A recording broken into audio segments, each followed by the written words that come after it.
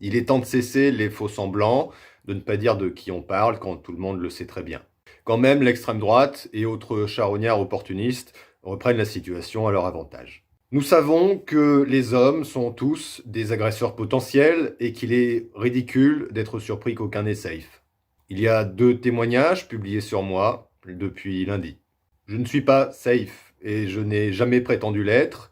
Et oui, j'ai fait pression sur une femme youtubeuse pour qu'elle me masturbe après qu'on ait arrêté la pénétration, alors qu'elle n'avait plus envie. J'ai honte de ce comportement tristement ordinaire.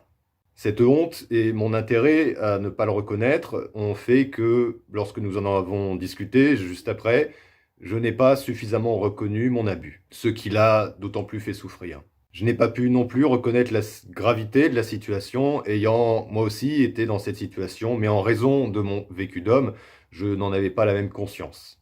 Pour que vous puissiez vous forger votre opinion en écoutant les 2 ou plutôt 3 parties en cause, je suis obligé de rendre publiques mes déclarations privées que j'ai faites aux 2 personnes qui ont témoigné.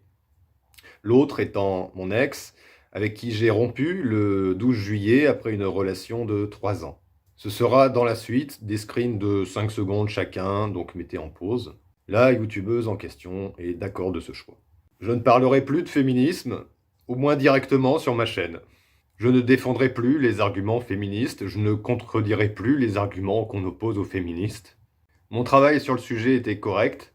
De nombreux hommes sont devenus moins cons en m'écoutant. Je trouve que politiquement c'est une mauvaise chose, mais je n'ai pas le choix de toute façon, et je fais ça dans mon intérêt, car désormais tout discours sur le féminisme que je tiendrai servira à me tâteler. Si je vais à l'avenir m'en prendre toujours à des masculins, à des virilistes, ce sera en tant qu'homme défendant ses intérêts d'homme, pas en tant qu'allié des féministes, un terme dont je ne me suis jamais revendiqué d'ailleurs. J'ai besoin de temps, il n'y aura sûrement pas de vidéo ce dimanche, on reprendra après.